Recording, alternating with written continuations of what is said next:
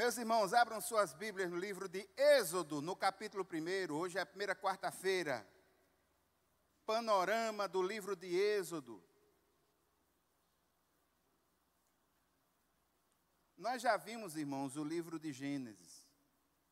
Na primeira quarta-feira do mês passado, em fevereiro, nós vimos aqui a proposta do livro de Gênesis. Vimos que, de forma estrutural, o livro está dividido em duas partes. No primeiro momento, no capítulo 1 ao 11, os principais eventos: criação, queda, dilúvio, Torre de Babel. E do capítulo 12 ao 50, os patriarcas: Abraão, Isaac, Jacó, José.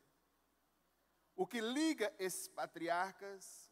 Uma promessa, uma aliança. E essa aliança a gente vê perpassando todo o texto. E agora, caindo no livro de Êxodo.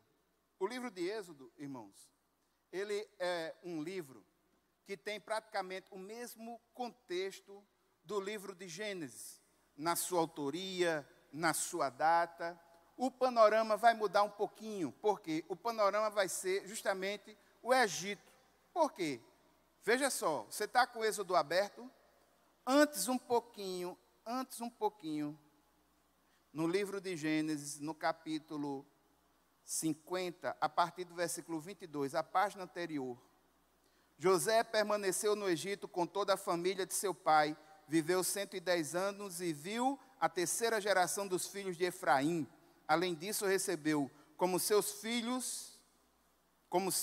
os filhos de Maqui, filho de Manassés. Antes de morrer, José disse a seus irmãos: estou à beira da morte, mas Deus certamente virá em auxílio de vocês e o tirará desta terra, levando-os para a terra que prometeu com juramento a Abraão, a Isaque e a Jacó. E José fez que os filhos de Israel lhe prestassem um juramento, dizendo-lhes: quando Deus intervir em favor de vocês, levem os meus ossos daqui. Morreu José com a idade de 110 anos, e depois de embalsamado, foi colocado num sarcófago, aonde? No Egito. Então, geograficamente falando, dentro desse roteiro, é aí que é o começo de Êxodo. Se fôssemos, geograficamente falando, dividir o livro de Êxodo, ele teria três partes muito distintas. Seria um primeiro momento, Israel no Egito; um segundo momento, Israel saindo do Egito; e num terceiro momento, Israel no Sinai. Seria uma divisão mais clássica desse texto de Êxodo. Mas aqui, irmãos, a gente vai tentar ver isso de uma forma mais simples. Mas a ideia é essa: Egito. O povo de Deus, que antes era muito bem tratado, agora no Egito são escravos e Deus vai libertá-los. O contexto geográfico é esse contexto aí. Você vem aqui à esquerda, o Egito. Veja o rio Nilo, um dos rios importantes dessa terra. No lado direito, você vê Israel, Jerusalém, Samaria, o Mar Morto, Jordânia.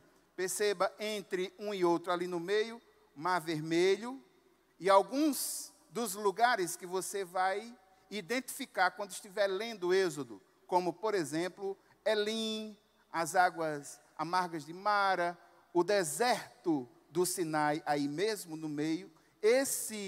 Essa narrativa, ela vai ocorrer nesse ambiente, nesse lugar. E o propósito do livro de Êxodo é registrar os eventos da libertação de Israel do Egito e o seu desenvolvimento como uma nação. Israel vai se desenvolver como uma nação. E a gente vai ver, e os estudiosos nos mostram, que para uma nação ser uma nação, é necessário que haja um povo, é necessário que haja uma terra, é necessário que ela tenha, a nação, uma legislação que faça com que esse povo vivam em comum. E nós vamos ver toda essa formação acontecendo aí no livro de Êxodo, a formação dessa nação, do povo de Israel. A divisão que nós vamos utilizar para fazer uma análise panorâmica desse livro é essa que divide nas 6, digamos assim, 6 eventos principais. Do capítulo 1 até 11, Moisés enfrentando o faraó. Do capítulo 12 a 15, a libertação de Israel no Egito. E aqui um ponto muito importante que nos influencia até hoje, que é a celebração da Páscoa. A questão da Páscoa vai ter a sua gênese aí nesse momento. No capítulo 19 até 31, aliás, de 15 até 18, Israel a caminho do Monte Sinai, onde lá Deus haverá de se revelar de forma profunda e tremenda através dos seus mandamentos, dando as tábuas da lei a Moisés. No capítulo 19 a 31, o estabelecimento dessa lei, pormenores dessa lei vão estar sendo mostradas, evidenciadas. O capítulo 32 a 34, uma questão triste, mas que é importante para que reflitamos as nossas vidas como peregrinos nesse caminho da vida, né? Que é a queda. Infelizmente, nesse contexto de apresentação do Senhor, um Deus poderoso, forte, verdadeiro, que se revela, que se mostra, Israel haverá de adorar o bezerro de ouro, e a gente vai ver ali um momento triste desta história, terminando dos capítulos 35 até 40, com a construção do tabernáculo, que é também uma evolução. A revelação de Deus, ela é gradativa.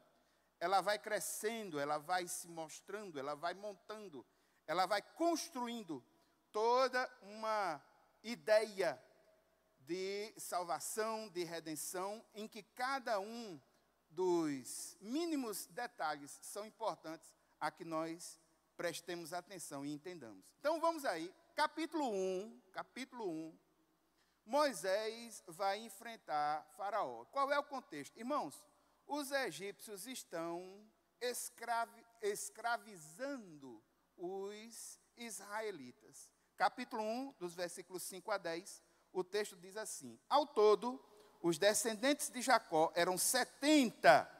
José, porém, já estava no Egito. Ora, morreram José, todos os seus irmãos e toda aquela geração. Os israelitas, porém, eram férteis, proliferaram, tornaram-se numerosos e fortaleceram-se muito, tanto que encheram o país. Então subiu ao trono do Egito um novo rei, que nada sabia sobre José. Disse ele ao seu povo: vejam, o povo israelita é agora numeroso e mais forte que nós.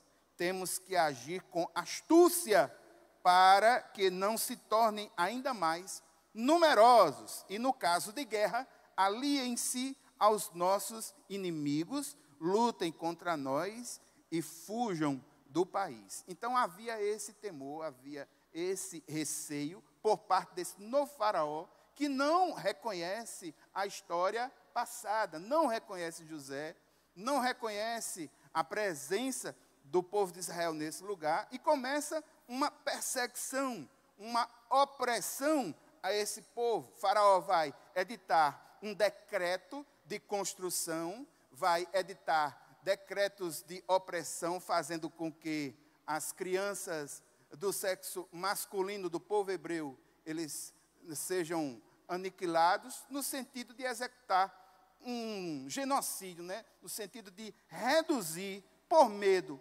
oprimir por medo, porque a realidade é que o povo de Israel é tão produtivo, tão fértil, tão grande e tão abençoado dentro do contexto deles, que eles agora estão com medo de que esse povo se rebele contra eles mesmos. Então, Moisés nasce nesse contexto como aquele libertador, aquele que vai conduzir esse povo que agora está oprimido, vai ser conduzido por este Moisés. Você está com sua Bíblia aberta?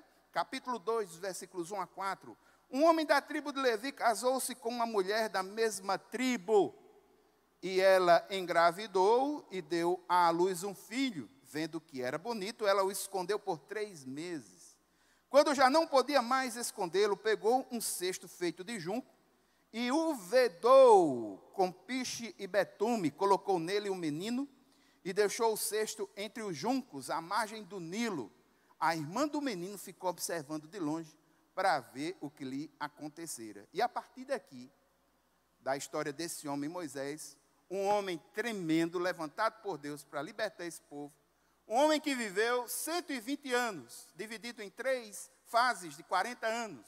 Os primeiros 40 anos de Moisés, Moisés vai desfrutar de um tratamento e de uma educação diferenciada dentro do contexto egípcio. No segundo 40 anos, Moisés vai receber um treinamento direto do Senhor no deserto e vai se encontrar novamente, não apenas consigo mesmo, mas sobretudo com Deus, com sua missão e com o seu povo.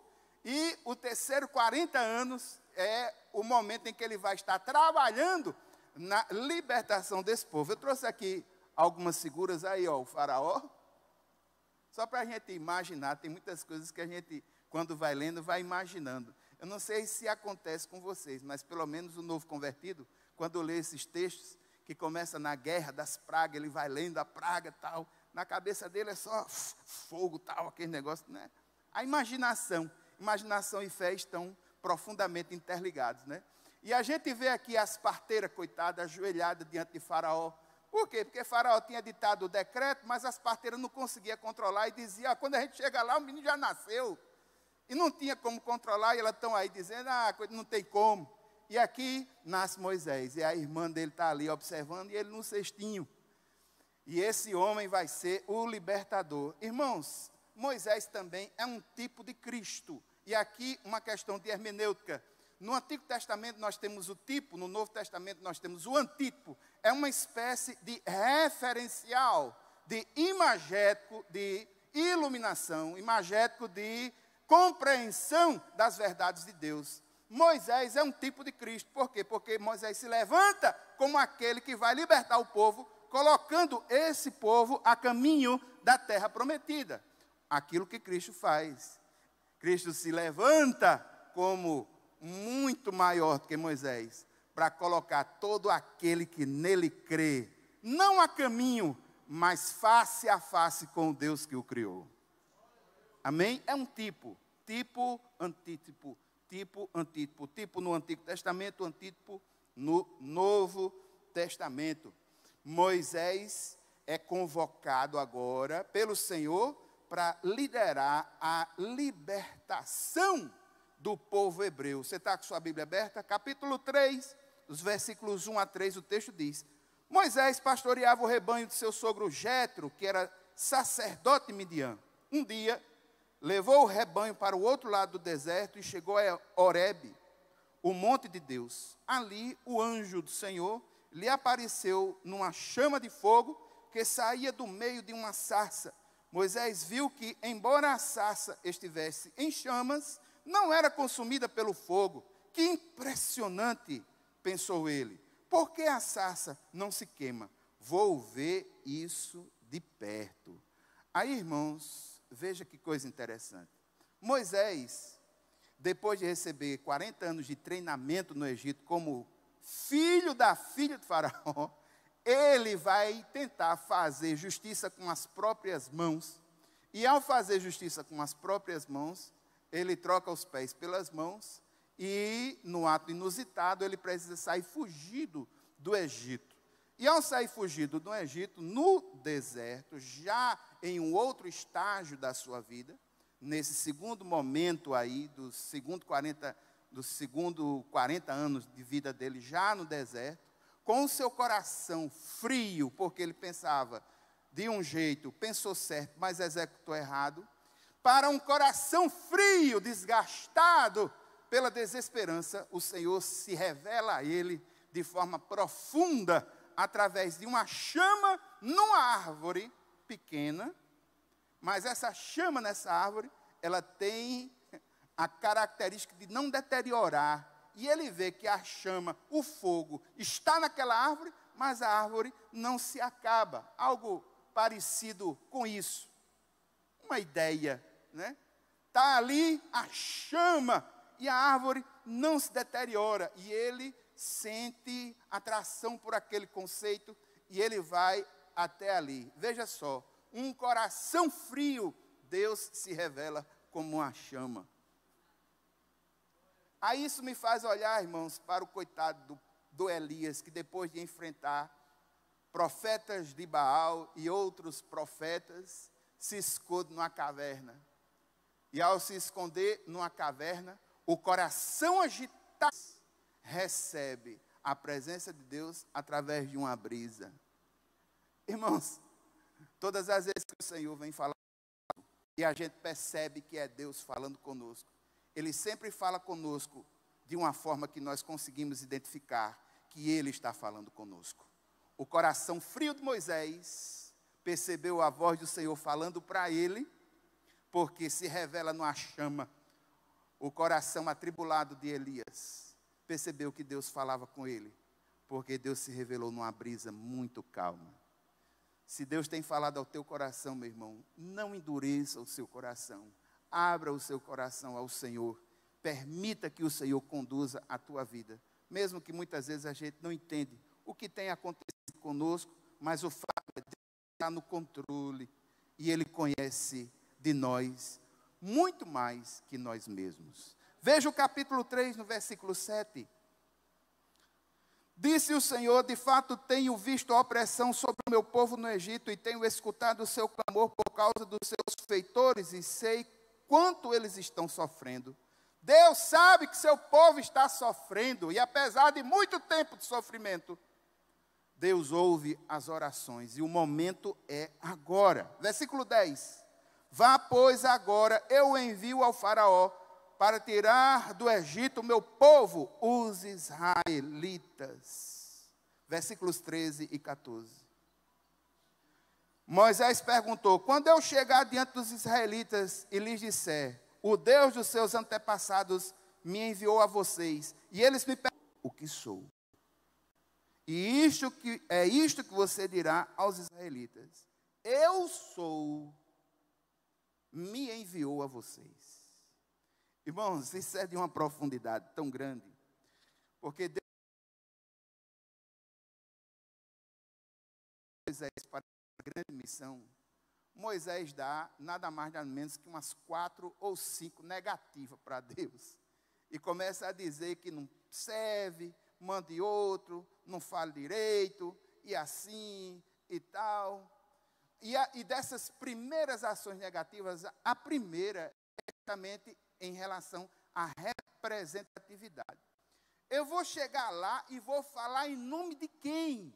Porque no nome dele mesmo, como Moisés, é possível que ele seja até preso, se alguém lembrar do que ele fez lá no Egito.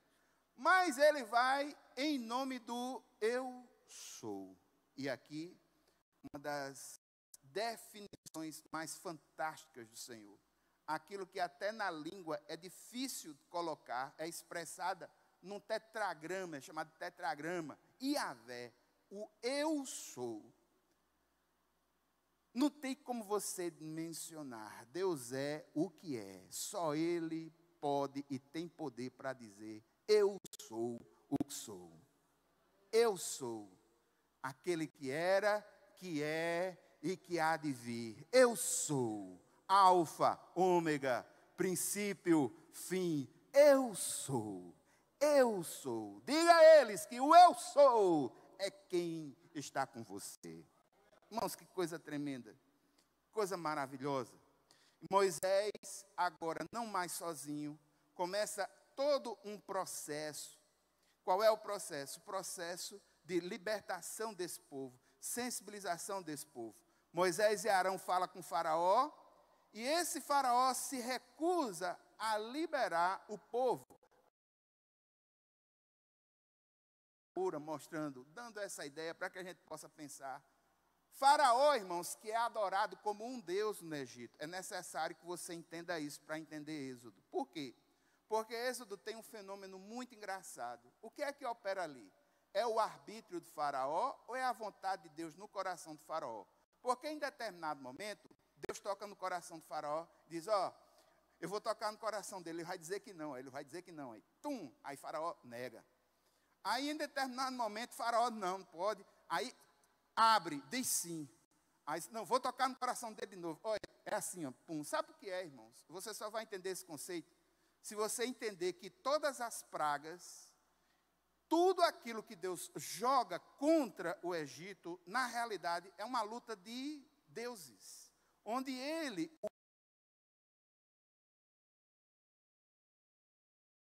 os deuses falsos. E o faraó, que é adorado como um deus no meio do seu povo, é um deus falso. E o registro de Atos é para nos mostrar isso. Qual é o Deus que permite, se for verdadeiro, ser tocado interiormente a fazer uma vontade que é contrária à sua?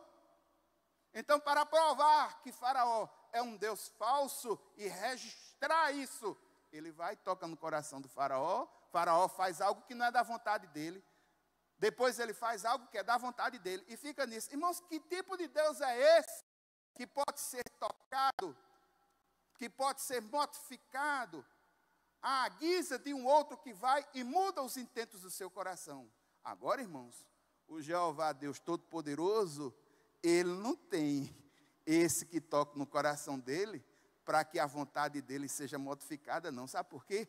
Porque ele é o único que é soberano. É a vontade dele que prevalece. Então, se você entende isso, você vai entender esse porquê dessas mudanças de vontade, bem como algumas dessas pragas que haverão de acontecer. Dê um pulinho aí para o capítulo 5, dos versículos 1 a 3. Depois disso, Moisés e Arão foram falar com Faraó e disseram: assim diz o Senhor, o Deus de Israel, deixa o meu povo ir para celebrar-me uma festa no deserto. Faraó respondeu: quem é o Senhor para que eu lhe obedeça e deixe Israel sair? Olha, que caba, né? Vai levar pancada. Não conheço o Senhor e não deixarei Israel sair. Eles insistiram. O Deus dos hebreus veio ao nosso encontro. Agora, permite-nos caminhar 3 dias no deserto para oferecer sacrifícios ao Senhor, o nosso Deus. Caso contrário, ele nos atingirá com pragas ou com a espada. Então, Moisés e Arão tentam convencer o faraó a que liberte o povo, para que esse povo vá adorar o Senhor. E Faraó diz: poxa, quem é esse Deus? Deus sou eu aqui. Quem manda sou eu. É isso que nós vamos ver. E a partir de agora, começa uma lutazinha de titãs. Veja o versículo 22. Moisés voltou-se para o Senhor e perguntou: Senhor, por que maltrataste esse povo? Afinal, por que me enviaste? Desde que me dirigi ao faraó para falar em teu nome, eles têm maltratado este povo, e tu de modo algum libertaste o teu povo. Por quê, irmãos? Porque quando Moisés e Arão que confrontou o faraó, aí o faraó assim, vai libertar? Vai muito. Tome pau em cima do povo hebreu. Toma pressão. Aí, coitado de Moisés, com um coração deste tamanho, fez a vontade do Senhor, e mesmo fazendo a vontade do Senhor, não aconteceu como ele esperava que instantaneamente fosse acontecer. Olha, irmãos, uma grande lição para nós. Muitas vezes a gente faz a vontade do Senhor, faz o certo do jeito certo, e o resultado é errado. Mas é porque o momento não é aquele, muitas vezes. O tempo oportuno não é o nosso. O tempo oportuno é o de Deus. E há um tempo oportuno para cada coisa debaixo do céu. É isso que diz Eclesiastes. Se não me falha a memória, do capítulo 3, versículos 1 a 8. Há um tempo para tudo. E o Senhor, que é soberano no tempo certo, Ele fará o que lhe apraz, porque Ele é soberano. Aí, irmãos, a partir desse momento, Deus envia as 9 primeiras pragas ao Egito. Você está com sua Bíblia aberta? Vamos lá, no capítulo 7, a partir do versículo 14, primeira praga, sangue. Capítulo 8, rães. Capítulo 8 ainda, piolho. Capítulo 8, mosca. Capítulo 9, a morte dos rebanhos. Capítulo 9, feridas com pus, tanto nos homens como nos animais. Capítulo 9, sétima praga, granizo. Capítulo 10, oitava praga, gafanhoto. Capítulo 10, ainda, nona praga, trevas. Você está acompanhando? Aí quando chega no capítulo 11, nós temos o anúncio da última praga, que é a morte dos primogênitos. Parou por aí. Irmãos, você olha assim e diz, pastor, que coisa tremenda. No livro de Êxodo, tem mais atos milagrosos do que nos demais livros. E dentre esses atos, nós temos aqui, Deus enviando essas pragas, mostrando a Faraó que ele é um homem, e mostrando ao povo egípcio que o Deus, Jeová Todo-Poderoso, é o Deus verdadeiro, e mostrando ao povo de Israel que lembre-se da aliança Abraão e José, e que esse Deus veio para libertá-los. E aqui, irmãos, por que essas pragas, elas se desenvolvem desse jeito? Estudos recentes da arqueologia bíblica, os estudiosos da palavra, homens como Carlos Oswaldo, o pastor Luiz Saião, e da compreensão de que na luta entre deuses. Por quê? Repare só. A primeira praga, águas transformadas em sangue no rio Nilo, é porque o próprio rio Nilo, ele era adorado como um deus. E Deus está provando para todos que o rio Nilo não deve ser adorado. A segunda praga, a das rãs, o que está em jogo aí é uma luta entre Deus e a deusa Hecate, que é a deusa ligada à divindade Rã. Inclusive, os deuses do panteão egípcio, geralmente eles têm o corpo de ser humano e a cabeça, seja de águia, seja de rã, seja de... Então, o que está em jogo aí é Deus mostrando que a deusa Hecate é falsa. A praga dos piolhos é a deusa Sete, que é a deusa da poeira e do deserto. Das moscas, o Axite, a peste nos rebanhos, é logo dois deuses. Tanto Apis, o deus touro, como a Thor, a deusa vaca, porque touro e vaca é adorado nessa cultura.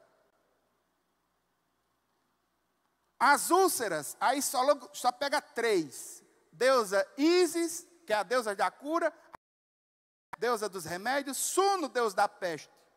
A Saraiva, que é os granizos, Nut, que é o deus dos céus, Osíris, deusa da fertilidade, Celto, deus das tempestades. Gafanhotos, Nut, que é o deus do céu, porque o gafanhoto voa, e Osíris, que é a deusa da fertilidade. Trevas, Ra e Horus, que eram as divindades egípcias atribuídas ao sol.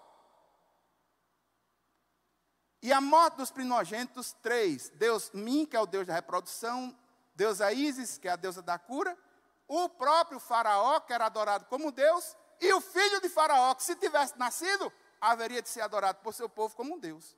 Deus enquadra tudinho. E diz, não, meu filho.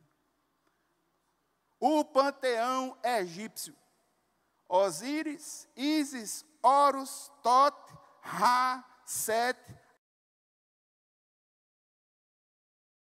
Met, Anubis, Nat, faltou um, Apis, porque não dava para ter o panteão todo. Aí Deus disse, a galera aí, vocês são Deus, muito bem. Vou fazer. Desmancha não, sabe por quê, irmãos? Maior do que todos eles, é o Jeová Deus Todo-Poderoso. Pum! Eis o porquê das pragas e como elas se comportam. Amém? Vamos para frente. A partir do versículo 12 começa o processo de libertação de Israel do Egito. Capítulo 12, o Senhor vai instituir aquilo que inclusive toca até nós hoje, que é a Páscoa. Está com sua Bíblia aberta? Capítulo 12, versículo 3. Digam a toda a comunidade de Israel que no 10º dia deste mês, todo homem deverá separar um cordeiro. Marca o nome aí, cordeiro. Um cordeiro ou um cabrito para a sua família, um para cada casa. Versículo 5.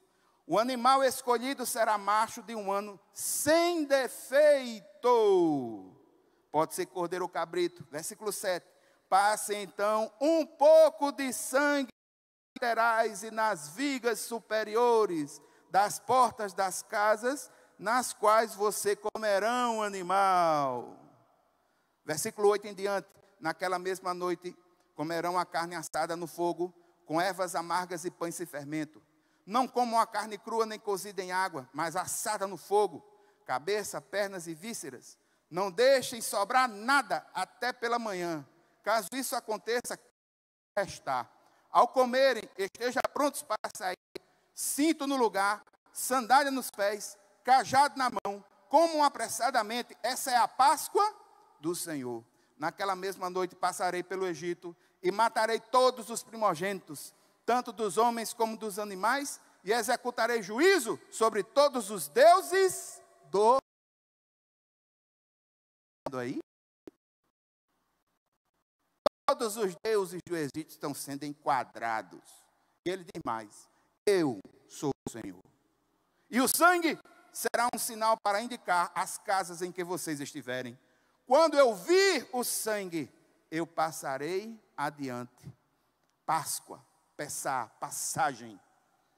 A praga de destruição não os atingirá quando eu ferir o Egito.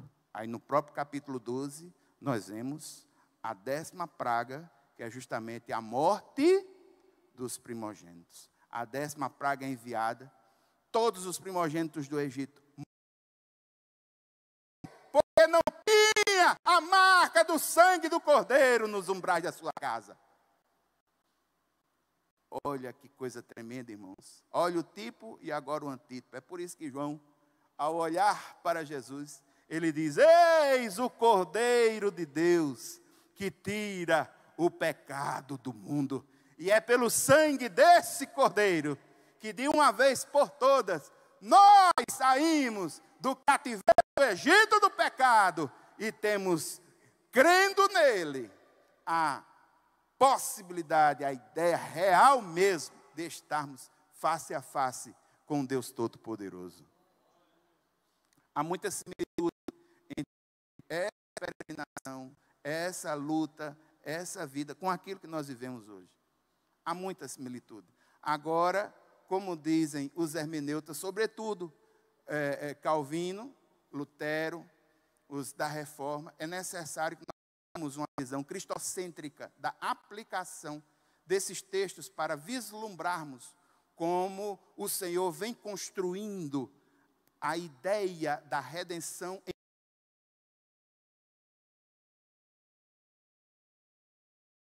nação. A nação de Israel, que deveria ser uma nação abençoadora de nações, uma nação sacerdotal e orientadora para o mundo. Você está com sua Bíblia aberta? Capítulo 12, veja aí, versículo, capítulo 12, versículos 31 até 33. Depois da morte do primogênito, naquela mesma noite, Faraó mandou chamar Moisés e Arão e lhes disse: saia imediatamente do meu povo. Vocês e os israelitas vão prestar culto ao Senhor como vocês pediram. Levem os seus rebanhos como tinham dito, abençoem, e abençoe a mim também. Olha, já está quebrantado um pouquinho, né? Pelo menos aí, nesse momento. Versículo 33. Os egípcios pressionaram o povo para que apressasse em sair do país, dizendo: todos nós vamos morrer. Irmãos, é verdade. O povo está assustado, quer que eles vão embora ligeiro. E eles vão embora e não vão de mãos vazias, não. O povo vai lhes dar ouro, vai dar provisão, vai dar tanta coisa, como se fosse um despojo de guerra. Por quê? Porque o Deus Todo-Poderoso venceu a guerra contra os deuses falsos, e os despojos estão juntos e acompanham.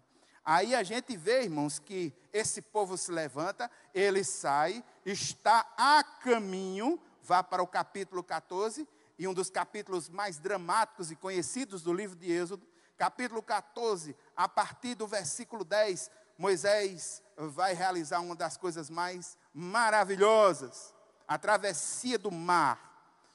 Capítulo 14, versículo 10, ao se aproximar ao faraó, os israelitas olharam e avistaram os egípcios que marchavam na direção deles, e aterrorizados chamaram ao Senhor, disseram a Moisés: foi por falta de túmulo no Egito que você nos trouxe para morrer no deserto? O que você fez conosco, tirando-nos de lá? Já tínhamos dito a você no Egito: deixe-nos em paz, seremos escravos dos egípcios, antes ser escravo dos egípcios do que morrer no deserto. Moisés respondeu ao povo: não tenham medo, fiquem firmes e vejam o livramento que o Senhor lhes trará hoje, porque vocês nunca mais verão os egípcios que hoje veem. O Senhor lutará por vocês, então nunca mais verão os egípcios que hoje veem. O Senhor lutará por vocês, tão somente acalmem-se. Disse então o Senhor a Moisés: por que você está clamando a mim? Diga aos israelitas que sigam avante. Erga a sua vara e estenda a mão sobre o mar, e as águas se dividirão, para que os israelitas atravessem o mar em terra seca. Eu, porém, endurecerei o coração dos egípcios, e eles os perseguirão. E serei glorificado com a derrota do faraó e de todo o seu exército, com seus carros de guerra e seus cavaleiros.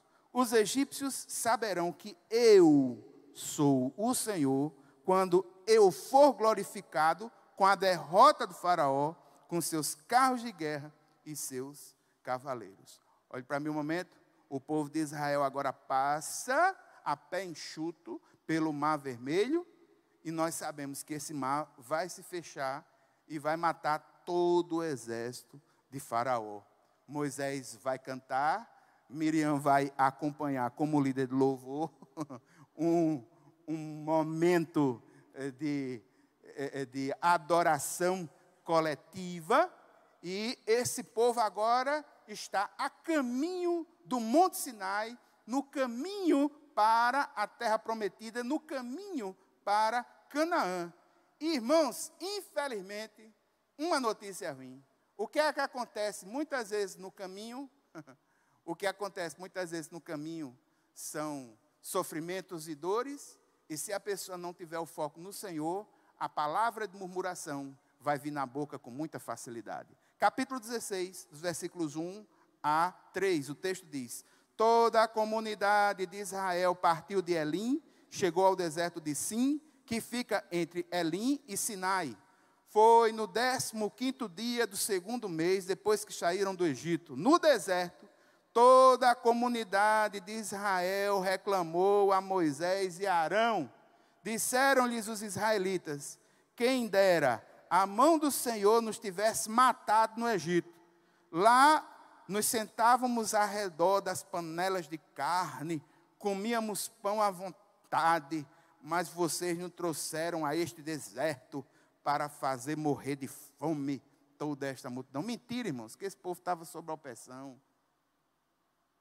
Só que agora eles ficam jogando na cara de Moisés, o libertador, essa ideia, em virtude de uma adversidade, de um problema totalmente contextual. O povo murmura por falta de comida, mas nós sabemos, e esse texto nos mostra, que o Senhor faz chover pão do céu, um pão muito específico, chamado maná, que só podia ser comido no dia, e quando era para ser guardado, havia um tempo certo, porque senão ele apodrecia. Era uma provisão diária.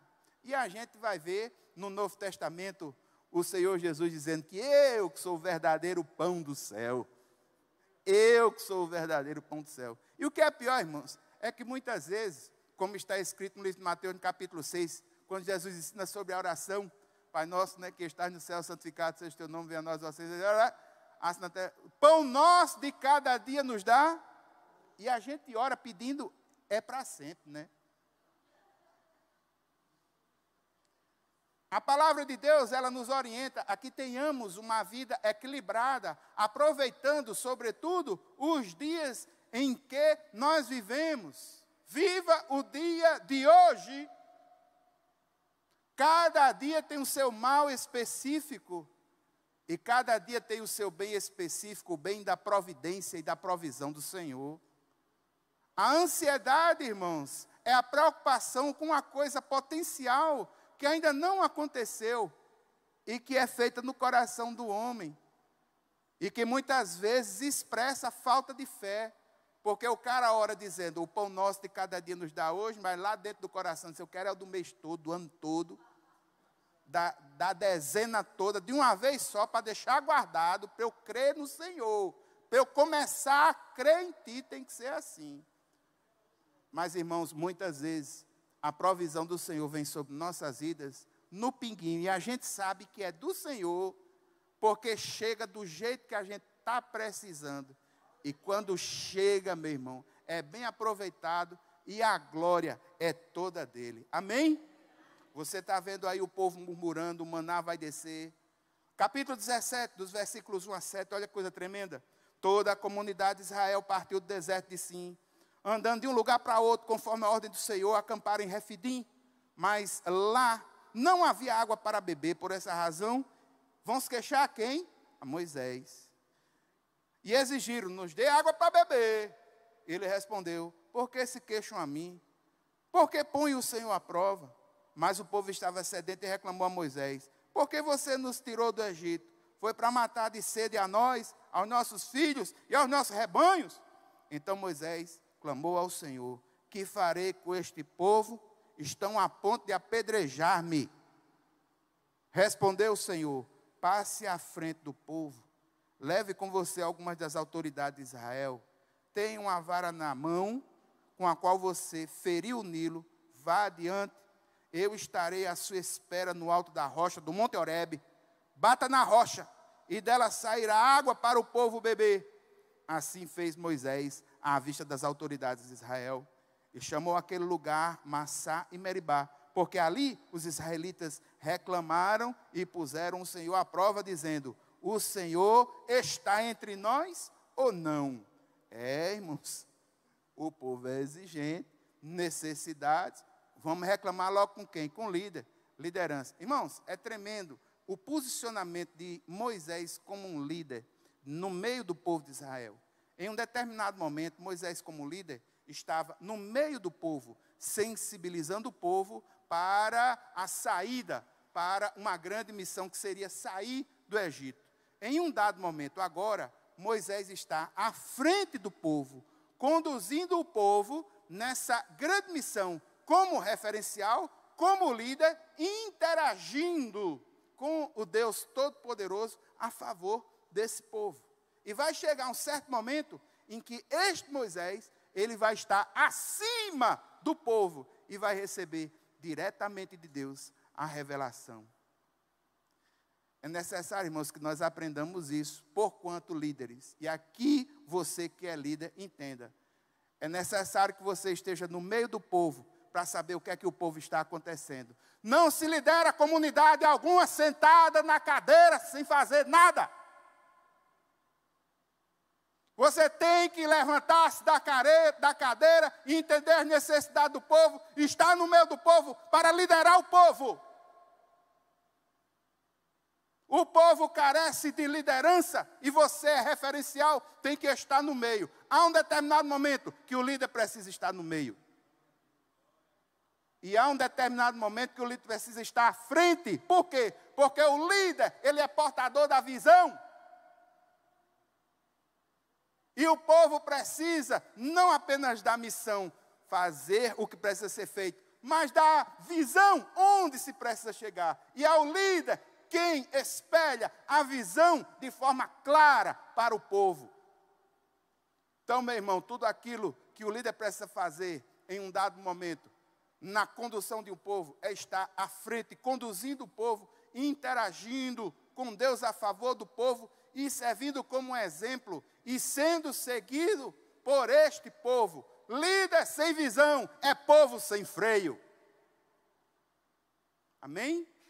E vai chegar um certo momento, irmãos, que o líder vai ter que estar acima do povo, bem pertinho de Deus, só para receber de Deus. Líder espiritual que não recebe de Deus, vai conduzir a igreja como se fosse uma empresa.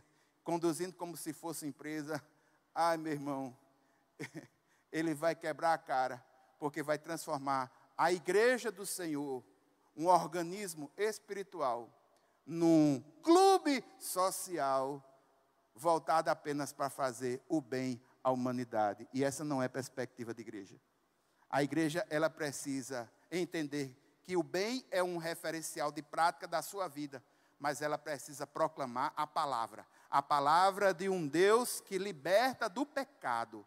Essa palavra não pode deixar de ser proclamada, e só proclama com unção quem tem intimidade com Deus, quem sobe no Sinai para falar com o Senhor cara a cara. Amém? Então vamos embora. A partir do capítulo, dê um pulinho aí para o capítulo 19. Por quê? Porque Israel vai chegando agora perto do Sinai. Capítulo 19, Israel chega no Sinai. E ao chegar no Sinai, Moisés vai ter um tete-a-tete com o Senhor, um cara a cara com Deus, e vai receber de Deus a revelação. Vai receber de Deus a lei. E aqui, irmãos, esse povo, essa nação chamada Israel, eles já tinham um povo, que eram eles já tinham um território, um lugar, porque Deus havia prometido, Isaac, Abraão, Jacó e José, que eles haveriam de habitar em Canaã. Já tem povo, já tem território. O que é que falta? Falta a lei. E Deus vai passar uma sequência de leis, que podem ser divididas em 3 níveis. Deus vai lhes dar leis morais, Deus vai lhe dar leis civis, e Deus vai lhes dar leis cerimoniais. A principal delas está logo no começo, que são as chamadas leis morais, e que vigam até hoje como algo referencial para nós, irmãos. É o chamado 10 mandamentos. E eu vou ensinar você a identificar os 10 mandamentos na Bíblia, porque tem crente antigo de 20 anos que não sabe identificar os 10 mandamentos na Bíblia onde estão. Eu vou lhe dizer agora. Não precisa levantar a mão quem não sabe não, que eu não vou fazer isso com você não. Mas fica aí, olha, entenda, repare, viu? Capítulo 20, os 10 mandamentos. Irmãos, para identificar os 10 mandamentos, entenda. O capítulo 20 contém os 10 mandamentos. E ele geralmente é reconhecido na língua original pela partícula lo, o que aqui em tese vai ser traduzido por não. A grande maioria dos mandamentos são facilmente identificados por não. E alguns terão uma questão, digamos assim, mais positiva. E haverão, são diretrizes. Além dessas diretrizes, você vai ter comentários que reforçam essas diretrizes. É por isso que muitas vezes as pessoas se confundem. Não conseguem identificar os 10 mandamentos. Quais são os 10 mandamentos? Vamos lá, capítulo 20, versículo 3 é o primeiro. Não terás outros deuses além de mim. Segundo, versículo 4. Não farás para ti nenhum ídolo. Terceiro, versículo 7. Não tomarás em vão o nome do Senhor teu Deus.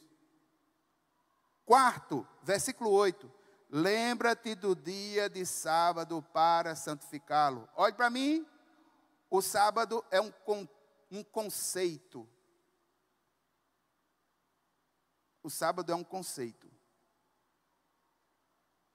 Inclusive porque o sábado para o judeu começa às 5 horas da sexta-feira e vai até o sábado às 5 horas. Então, por que é que o cristão ele não adora a Deus utilizando o sábado dia como referencial? A gente não utiliza o sábado dia como referencial, a gente utiliza o conceito de Shabat, que é a palavra no original, que necessariamente é mais conceito do que o nome do dia. É um dia especial, em que a pessoa descansa e adora ao Senhor. E fazemos isso, que dia, irmãos? No domingo. Por que o domingo?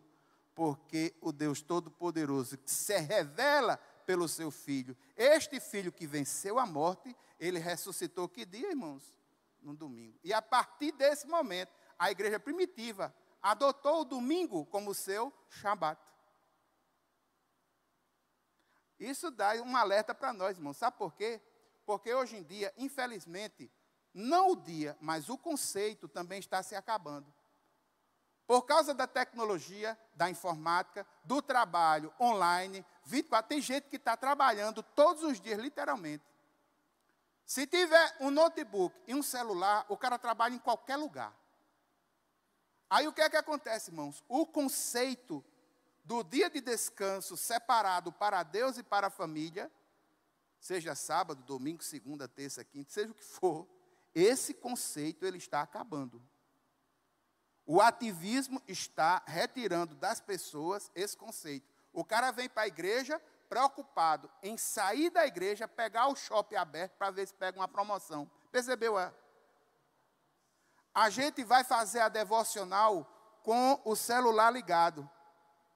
E quando o celular faz tururu do WhatsApp, já foi-se embora aquela construção mental que o cara estava fazendo na oração. Por quê? Porque ele está preocupado com o que está acontecendo no mundo. Nós estamos perdendo o conceito de Shabat, de separação total e de descanso total. Nós precisamos resgatar isso. É doutrinário, inclusive, da nossa igreja. Mas você está com a sua Bíblia aberta? Vamos lá. 5º mandamento, versículo 12. Honra teu pai e tua mãe. 6º mandamento, versículo 13. Não matarás. 7º mandamento, versículo 14. Não adulterarás. 8º mandamento, versículo 15. Não furtarás. 9º mandamento, versículo 16. Não darás falso testemunho contra teu próximo. E 10º mandamento, versículo 17. Não cobiçarás. Aí o que vem depois, meu irmão? A casa, a mulher, o que for, não cobice. Então, estes são os 10 mandamentos. O que passa disso são comentários que reforçam essas diretrizes, que são as diretrizes principais. Eu tenho certeza que você notou que 4 mandamentos têm a ver com Deus e 6 mandamentos têm a ver com o ser humano. É porque, irmão, não tem como adorarmos a Deus e desprezarmos o próximo. Aquela expressão religiosa que adora a Deus e que despreza o próximo é uma expressão satânica, ignore isso. Aquela expressão religiosa que diz, Deus, tu és o meu Deus, mata, meu irmão, esqueça isso. Fuja disso. A expressão maior é de quanto mais amamos a Deus, mais o próximo está próximo. Quanto mais amamos a Deus, mais temos condições de entender o próximo.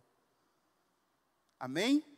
Vamos para frente, vamos para frente. A lei está sendo estabelecida. Deus revela a sua lei sobre diversos assuntos. Moisés recebe instruções. Agora, irmãos, Moisés recebe instrução para construir uma coisa fantástica nessa teologia chamada tabernáculo. E aqui eu gostaria, você está com sua Bíblia aberta? Veja só. Capítulo 21, ele começa falando sobre as leis. 22, 23, 24. Aí quando chega no 25, uma quebra. Qual é a quebra? A questão do tabernáculo. O que é que nós tínhamos no livro de Gênesis? Jacó, Betel. O camarada está andando, aí Deus se revela a ele. Eita, Deus se revelou aqui a mim. Eita, esse lugar aqui é especial. Betel. Onde é que tem aqui uma pedra? Pronto, tem uma pedra aqui. Vou ungir essa pedra, vou fazer dela um altar, vou adorar a Deus aqui. Adorei. Tem outro insight com Deus em outro lugar. Eita, Deus se revelou a mim aqui. Que lugar é esse? Sei lá, Peniel, outro nome. Ah, pega uma pedra, unge a pedra, aqui. Adora ao Senhor. Esse conceito vai mudar. Esse conceito vai mudar e Deus agora vai ter um lugar específico. Do jeito que Ele quer, como Ele quer, com ritos, na forma que Ele quer, organizado do jeito dele, o tabernáculo. Capítulo 25, dos versículos 1 a 8. Disse o Senhor a Moisés: diga aos israelitas que me tragam uma oferta. Receba de todo aquele cujo coração o compelir a dar. Estas são as ofertas que deverá receber deles: ouro, prata e bronze, fios de tecidos azul, roxo, vermelho, linho fino, pele de cabra, pele de carneiro tingida de vermelho, couro, madeira de acácia, azeite para iluminação, especiarias para o óleo da unção, para o incenso aromático, pedras de ônix, outras pedras preciosas, para serem encravadas no colete sacerdotal, no peitoral. Farão um santuário para mim e eu habitarei no meio deles. Façam tudo como eu lhe mostrar, conforme o modelo do tabernáculo e de cada utensílio. Aí ele mostra quais são os utensílios. A arca da aliança, que é a base, a tampa do propiciatório, que cobre a arca da aliança, a mesa dos pães de proposição, que eram pães que eram envolvidos nessa adoração, um candelabro de ouro, que tem um nome muito específico, chamado menorá, o próprio tabernáculo, o arredor do tabernáculo, os muros que eram construídos, as armações, o véu que separa dentro do tabernáculo um lugar chamado santo, do lugar chamado Santo dos Santos. Dentro do Santo dos Santos, que é um lugar simetricamente parecido com uma espécie de cubo, para mostrar, ou dar ideia de santidade, de perfeição, lá dentro está uma arca e a tampa do propiciatório. E dentro dessa arca, nesse momento, tem o quê? Para simbolizar a presença do Senhor. Uma cópia da lei, a vara de Arão que floresceu e um pote de maná. Aí tem a cortina que separa o santo dos santos e todos os atributos. Irmãos, esse texto aí, a dificuldade de ler é porque você está lendo a descrição, como faz, mas existem muitas lições interessantes sobre estas questões. Vá para o capítulo 32. Capítulo 32 até 34. Moisés demora a descer do monte. O povo pede a Arão que se faça outro Deus. Arão faz um bezerro de ouro. Olhe para mim um momento. Um teólogo levantou uma ideia muito interessante sobre a questão do bezerro de ouro. Por que o bezerro de ouro? Seria o bezerro um animal adorado no Egito? É, de fato, um animal adorado no Egito. Mas também poderia ter sido um dos atributos de Deus que o próprio povo queria adorar. Um Deus forte. Para representar essa fortaleza, um touro. Só que Deus não pode ser representado dessa forma. Deus é espírito. E a partir do momento que a gente representa Deus com qualquer tipo de forma, nós subjugamos Deus à forma. E eu posso provar aos irmãos. Espírito Santo do Senhor. Tem gente, o Espírito Santo do Senhor é a água que purifica. Tem gente que só entende o Espírito como a água que purifica. Aquela água que enche, que esvazia, que enche, que esvazia. Torna a encher, torna a esvaziar, torna a encher, torna a esvaziar. Como se Deus não pudesse, pelo seu Espírito, construir alguma coisa que fosse temporária, que fosse permanente. Só construir coisas temporárias. A fluidez da água dá essa ideia. Tem gente que só entende o Espírito Santo como sendo fogo, não é? Fogo, queima ele, Jeová. Ou pregação fria, entendeu? Aí a pessoa reduz o Espírito Santo ao imagético. Como se o Espírito Santo só fosse fogo. Não, hoje a gente vai cantar canção de fogo. Hoje é fogo, é sapato de fogo. Aí reduz o Espírito Santo àquele imagético. Deus não pode ser reduzido a imagético algum. Deus é maior do que tudo isso. Ó profundidade da riqueza, fonte de toda a sabedoria. Não tem como a gente mencionar. Não tem. Há uma distância infinitamente grande entre nós, seres humanos, a nossa compreensão e esse Deus Todo-Poderoso. Há um processo na teologia chamado acomodação. Deus, pela revelação, Ele tenta se fazer um pouco compreensível a nós.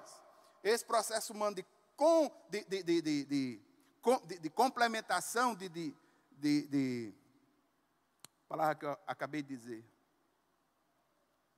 Compreensão, esse processo, irmãos, é como se fosse um adulto falando com a criança. E Deus fala assim conosco. É por isso que existem muitos gêneros literários na Bíblia. Porque muitas vezes a pessoa pode não ser tocada por uma narrativa, pode ser tocada por uma palavra profética, pode ser tocado por uma poesia, pode ser tocado por uma palavra, por uma parábola. Vários gêneros literários para tocar corações diferenciados. É como se Deus estivesse falando para o ser humano, como se ele fosse uma criança dizendo...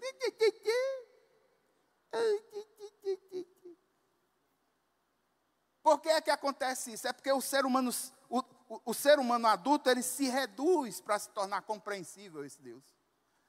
E a palavra, irmãos, é revelação de Deus. Mas entenda, é um Deus todo-poderoso, tratando o ser humano como a gente pode compreender. Amém? Bezerro de ouro. Agora vamos ao tabernáculo. Vá para o capítulo 35. Os versículos 30 a 35, o texto diz: Disse então Moisés aos israelitas: O Senhor escolheu Bezalel, filho de Uri, neto de U, da tribo de Judá, o encheu do Espírito de Deus, dando-lhe destreza, habilidade e plena capacidade artística. Para quê? Para desenhar e executar trabalhos em ouro, prata e bronze, talhar e lapidar pedras, entalhar madeira para todo tipo de obra, e concedeu tanto a ele como a Aolibe, filho de Aizamaque, da tribo de Dan, a habilidade de ensinar os outros. A todos esses deu capacidade para realizar todo tipo de obra como artesãos, projetistas, bordadores de linho fino, de fios de tecido roxo, vermelho, e como tecelões, eram capazes de projetar e executar qualquer trabalho artesanal. Deus capacitou esse povo para trabalhar de forma artesanal e artística o tabernáculo para ele. E o tabernáculo é feito, construído, a arca, o altar do incenso, o altar do holocausto, tudo é construído. Irmãos, vamos ver como é que fica isso? A ideia é isso aqui. O que é chamado de tabernáculo, você tem lá atrás o tabernáculo construído com peles de cabras e tal. Porque a questão das peles, a redução térmica, você está no deserto, as peles trazem proteção térmica. Dentro desse lugar fica frio. A beleza do tabernáculo. Na frente você tem aqui o altar do holocausto. Porque a gente já aprendeu que não há remissão de pecados se não houver sangue. Ali entre o altar do holocausto e o tabernáculo, tem ali uma bacia de bronze, onde os levitas e sacerdotes se lavam para poder entrar no tabernáculo. O tabernáculo está dividido em duas seções. Você tem uma primeira seção chamada Santo, e tem uma segunda seção chamada Santo dos Santos. Dentro isso aí são figuras do tabernáculo, ali do lado direito o levita, do lado de cá o sacerdote, com a roupa específica, se purificando na bacia de bronze, para poder entrar dentro do tabernáculo.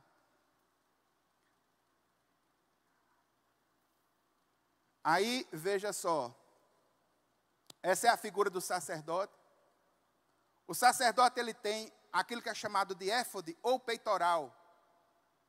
Cada pedra preciosa dessa, que está no seu peitoral, que são 12 pedras preciosas, cada uma delas é o nome de uma das 12 tribos de Judá, do seu povo. Não apenas isso, mas em cima do ombro, tanto do lado esquerdo como do lado direito, você tem uma pedra específica, incrustada também com ouro, onde tem 6 tribos de um lado, 6 tribos do outro. Qual é a ideia? O sacerdote é aquele que serve de intermediação entre Deus e o povo. E quando ele entra para a adoração, ele entra levando o seu povo nos ombros, levando o seu povo no peito, para adorar a Deus em nome dele. Aí veja só, é uma roupa muito bonita, uma roupa muito bem feita, que há uma simbologia muito específica sobre isso, não temos tempo para falar. Aqui alguns dos objetos que são criados, de cima para baixo, da esquerda para a direita, o altar do incenso, ali a arca com a tampa do propiciatório, do lado direito. Aqui, dentro da arca, uma representação no caso, a tábua da lei, a vara de Arão que floriu, e um pote de maná, que seria o que nessa época era guardado dentro da arca. Ali, chamado mesa dos pães da proposição, que eram pães utilizados nesse ato de adoração. E do lado de cá, a iluminação interna do tabernáculo, numa lâmpada que era chamada de menorá, que é essa lâmpada aí. Você já deve ter visto, inclusive, em algum escritório de gente crente que gosta dessas coisas e tal. Sei que você tenha visto.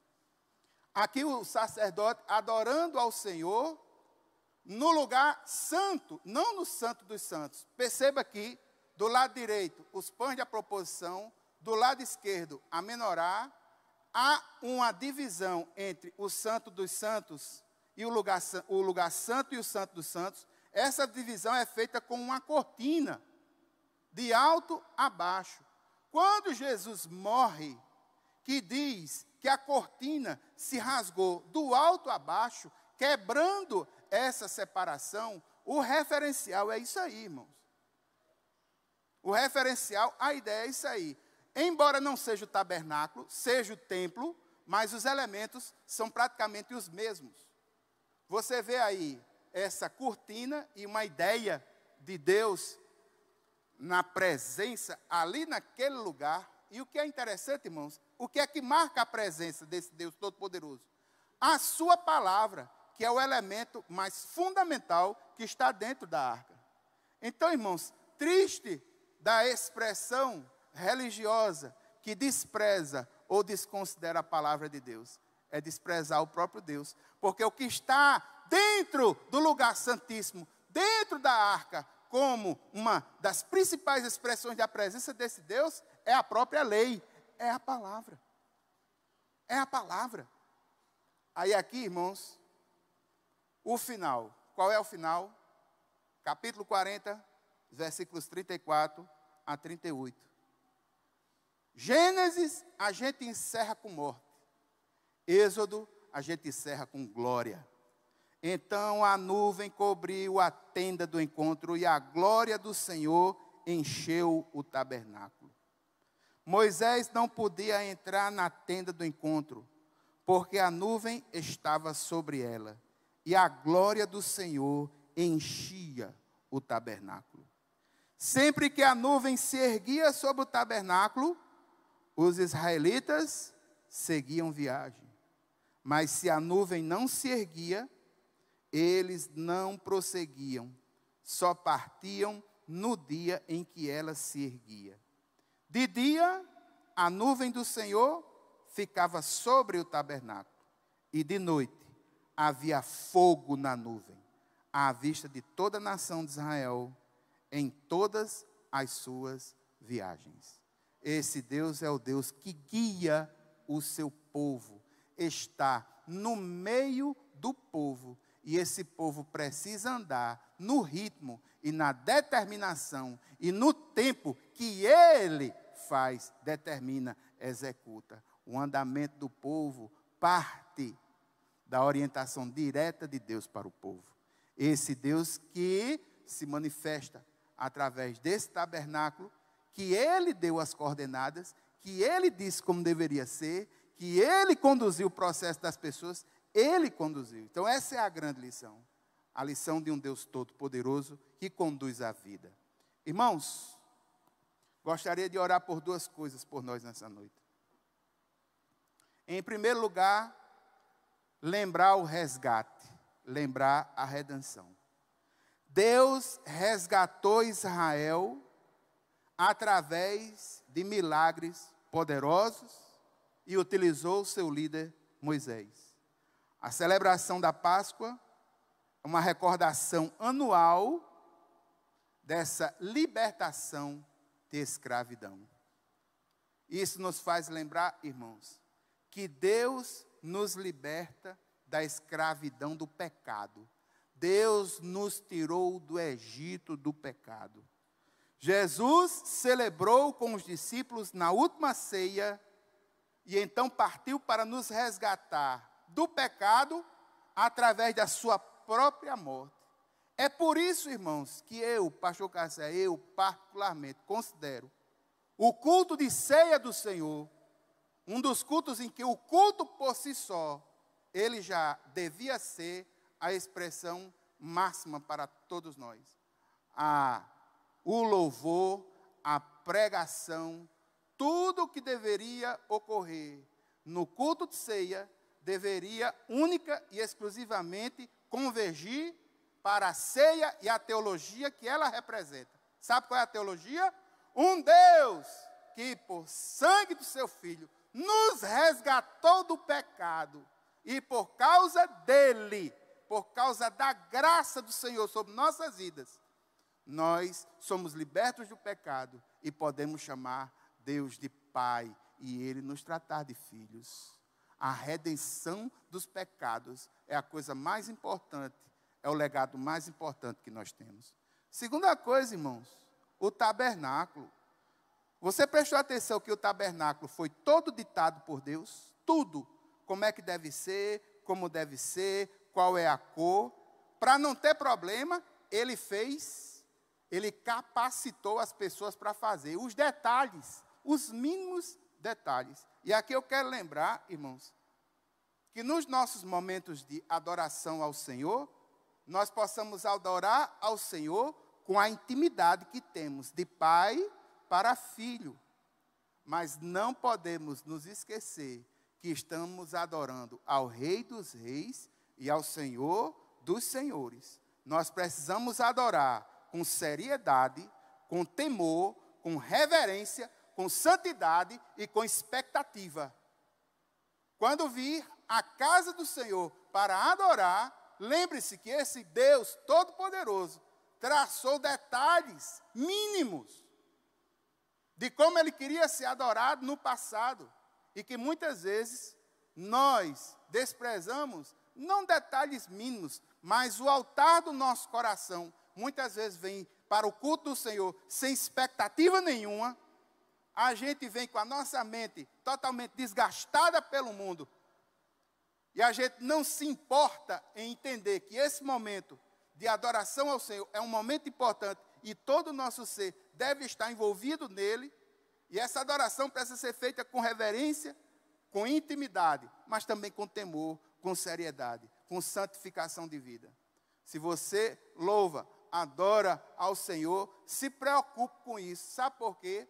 Porque aqueles que louvam, que adoram ao Senhor, se não tiver vida com Deus, meu irmão, Satanás vai tentar derrubar o mais rapidamente possível. Sabe por quê? Porque aquele que adora ao Senhor tem uma missão muito importante. Nós somos resgatados para a glória do Senhor.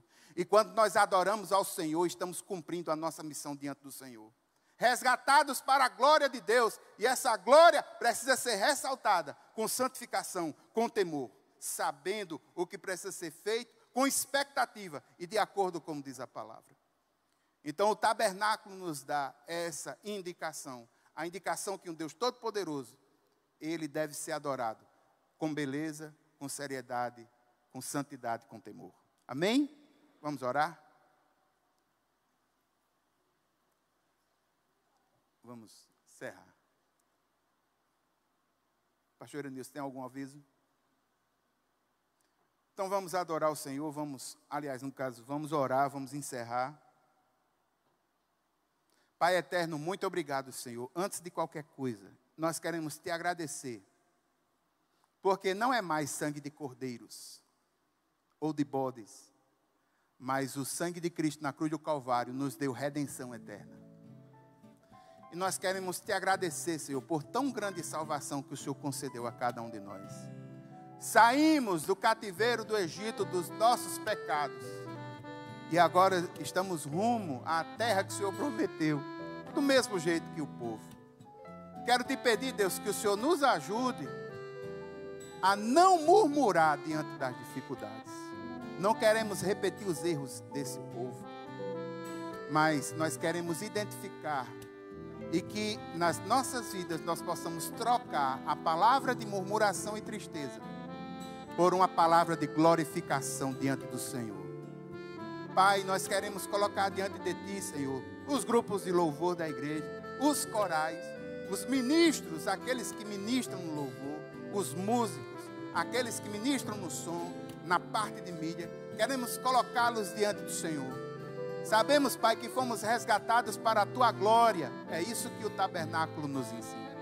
E nós queremos, Pai, Te adorar na intimidade de Pai, mas com a reverência de entender que Tu és Deus sobre deuses. Nenhum dos deuses falsos desse mundo se compara a Ti, Deus verdadeiro. Pai, muito obrigado. Nós oramos no nome de Jesus. A igreja diz amém. A graça do Senhor Jesus Cristo, o amor de Deus, a comunhão e as consolações do Espírito Santo sejam sobre cada um de nós, hoje e sempre. Amém, amém. Queridos, Deus abençoe vocês.